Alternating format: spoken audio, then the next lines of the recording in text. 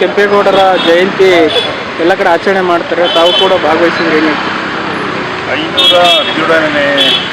517ನೇದು ಇವತ್ತು ಕೆಂಪೇಗೌಡ ಜಯಂತ್ಯೋತ್ಸವವನ್ನು ಆಚರಣೆ ಮಾಡ್ತೀವಿ. ರಾಜ್ಯಾದ್ಯಂತ ಆಚರಣೆ ಮಾಡ್ತಾರೆ. ಈ ಭಾಗದಲ್ಲಿ ಮಾಲೂರು ನಮ್ಮ ಕ್ಷೇತ್ರದಲ್ಲಿ ನಂದಿನಿ ಬಡಾವಣೆಯಲ್ಲಿ ಈ ಸರ್ಕಲಲ್ಲಿ ಈಗಾಗಲೇ ನಾವೆಲ್ಲ ಈ ಕಡೆ ಬಂದು ಸಜ್ಜಾಗಿದ್ದೀವಿ. ಕೆಂಪೇಗೌಡರು ಹಾರ ಹಾಕಿ ಭಗವಂತ ಕೆಂಪೇಗೌಡರು ಏನೇನು ಮಾಡಿದ್ರು, ಅಯ್ಯಪ್ಪ ಇಡೀ ರಾಜ್ಯದಲ್ಲಿ ಬೆಂಗಳೂರು ಹೆಂಗೆ ಕಟ್ಟಿದ್ರು, ಇಡೀ ಎಲ್ಲವನ್ನೂ ಗಮನಿಸಿ ಇಡೀ ದೇಶದಲ್ಲಿ ಎಲ್ಲಿ ಸಮುದ್ರ ಇದೆಯೋ, ಎಲ್ಲಿ ಕೆರೆ ಕಟ್ಟೆಗಳಿದೆಯೋ ಅಲ್ಲಿ ಮಾತ್ರ ಸಿಟಿ ಕಟ್ಟಿರತಕ್ಕಂಥದ್ದು ಕಂಡಿದ್ದೀವಿ. ಬೆಂಗಳೂರಿನಲ್ಲಿ ಯಾವುದೇ ಥರದ ಸಮಸ್ಯೆ ಇಲ್ಲ. ಇಲ್ಲಿ ಕಟ್ಟಿರ್ತಕ್ಕಂಥದ್ದು ಇದು ಕಟ್ಟದ ಮೇಲೆ ಕೆರೆ ಕಟ್ಟನ್ನು ಕಟ್ಟಿರ್ತಕ್ಕಂಥದ್ದು ಕೆಂಪೇಗೌಡರು.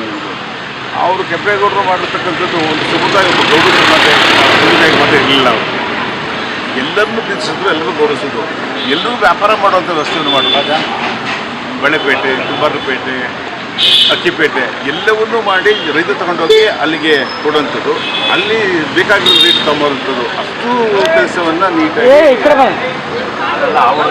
ಕೆಂಪೇಗೌಡರು ಅವತ್ತಿನ ದಿನಗಳೇ ಮಾಡಿದ್ರು. ಇದನ್ನು ಭಾಳ ಅವ್ರಿಗೆ ಅವತ್ತೇನು ಗೊತ್ತು ಕಟ್ಟಿಲ್ಲ ಅಂದರೆ ನಾವು ಇಲ್ಲೆಲ್ಲೋ ರೈತರಾಗಿ ಇಲ್ಲೇ ಇರ್ತಿದ್ವೋ ಮುಂದೆ ಇರ್ತಿದ್ವೋ ಗೊತ್ತಿಲ್ಲ.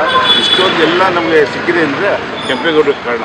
ಇವತ್ತು GB ಆಗಿರ್ಬೋದು, BBP ಆಗಿರ್ಬೋದು, ಏನೇ ಆಗಿದ್ರು ಕೂಡ ಮೂಲ ಕಾರಣ ಕೆಂಪೇಗೌಡರು ಹೇಳೋಕ್ಕೆ ಇಷ್ಟಪಡ್ತೀನಿ.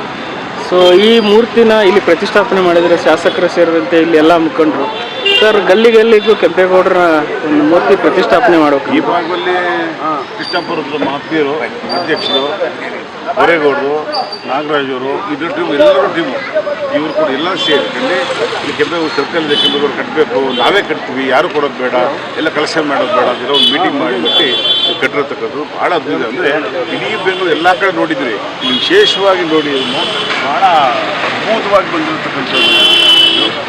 ಈ ಭಾಗದಲ್ಲಿ ಕೂಡ ಹಳ್ಳಿಗಾಡಿಂದ ಬಂದು ನೆಲೆ ಮಾಡಿರ್ತಕ್ಕಂಥದ್ದು.